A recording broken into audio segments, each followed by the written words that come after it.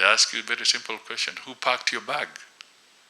So if you are traveling and you're allowing somebody else to pack your bag, how sure are you that the person packing your bag is Jesus? The young Kenyans that are going out, remember that the moment you board a plane and the wheels have lifted, when you land in whatever country you're going into, the laws that apply are not Kenyan laws. That a Kenyan is facing this kind of situation. It's not a pleasant situation, and the Ministry of Foreign Affairs, and in particular my PS, has been trying to converse with his counterpart in Vietnam to see if there can be some mitigation in this process. And we are not trying to say she's guilty or not guilty other than what we have. We have a record, and we are still counting, that out of the Kenyans in the diaspora, we have a total of about 1,000 Kenyans in different countries facing incarceration. ETV Africa News at this hour. Mine is about the lady Nduta, who was imprisoned in Vietnam. Two questions. One, so far, apart from Nduta, how many other prisoners do we have in Vietnam in regards to trafficking? And then the second one, I'm tempted to ask if Nduta was apprehended in Vietnam, how did she successfully traffic from JKIA? What does that mean when it comes to our security apparatus within our international airport? Asante. Thank you. That's a very critical question, and I'll attempt to deal with it in maybe 2 or 3 parts. First,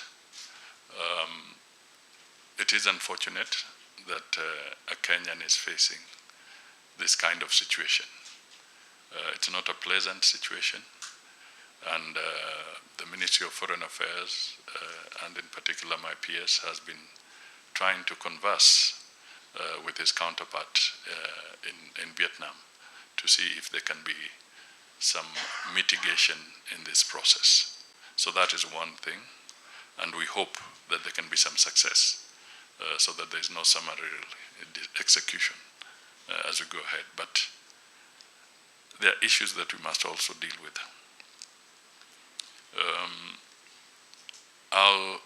I can tell you that in different countries today, I may not have an exact figure on Vietnam, but later, because I was planning to issue a statement on this particular space, but I'll attempt to deal with it now. We have a record, and we are still counting, that out of the Kenyans in the diaspora, we have a total of about 1,000 Kenyans in different countries facing incarceration for different offenses. Each country will have a number. Okay. Now, some could be misdemeanors, some could be very serious offenses. So I cannot specifically at this stage tell you that this is the particular offense per individual. And we are trying to gather data from other countries, because as Kenyans travel, they do not declare that they are traveling. So they travel on their own volition. It is their right, and they can go to whichever country they can go to, as long as they have their visas approved by those respective countries. So that's one factor. Second, the issue of drug trafficking. And And we are not trying to say she's guilty or not guilty other than what we have as a record from the judicial process in Vietnam. So ours is not about a judgment, but working on that basis. If we want to also send a clear message as a country, we need to be careful that Kenyans who are stepping out into the diaspora do not fall into the trap of engaging in any illegal activities. It's absolutely important that this is taken. We want responsible Kenyans at home, and we equally want responsible Kenyans in the diaspora, in whatever country you are in. We have been at the forefront in promoting bilateral labor agreements, trade, also focusing on responsible mobility of labor and so forth. We've been talking to these things. And one of the things I've been emphasizing is that please, the young Kenyans that are going out, remember that the moment you board a plane and the wheels have lifted, when you land in whatever country you're going into, the laws that apply are not Kenyan laws. They are the laws of that respective country. So please respect the law.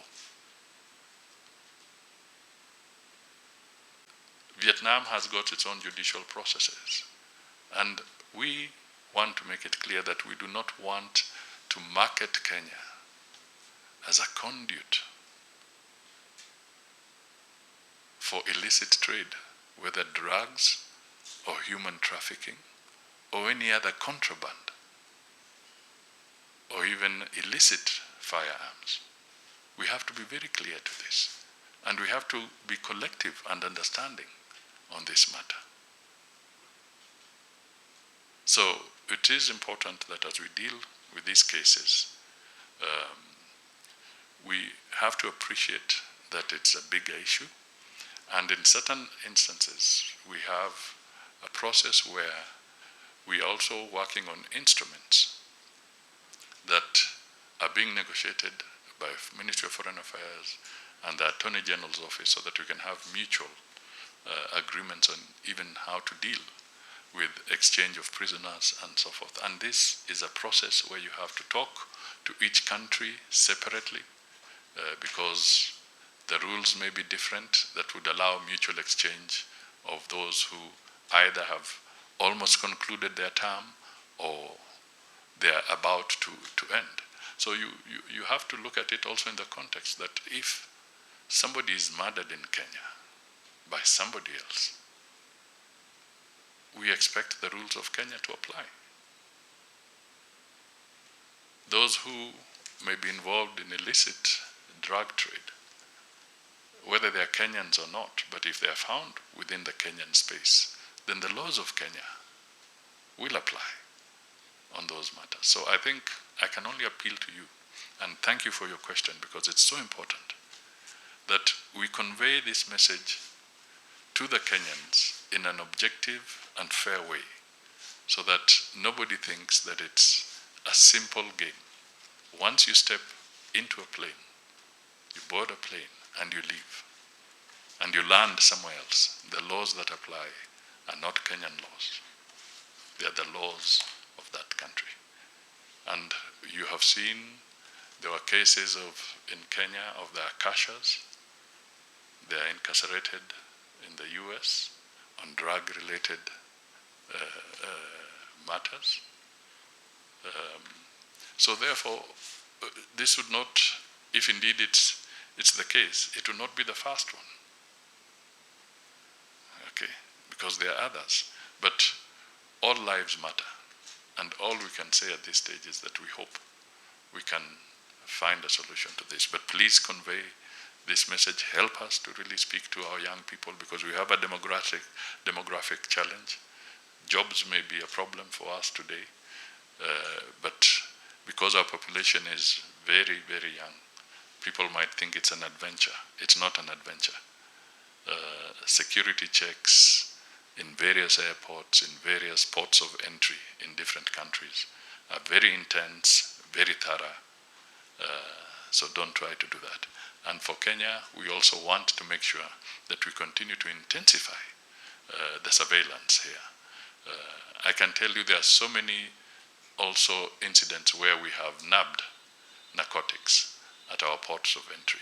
So it's not as bad as that. But once in a while, it's possible that there could be slippage. So we hope that with this, because we don't really know whether she was conveying this directly from here or from another station. There are even very simple messages that come across. Travel tips that don't lose sight of your bag. They ask you a very simple question: who packed your bag? So if you are traveling and you're allowing somebody else to pack your bag, how sure are you that the person packing your bag is Jesus? Thank you. This brings us to the end of this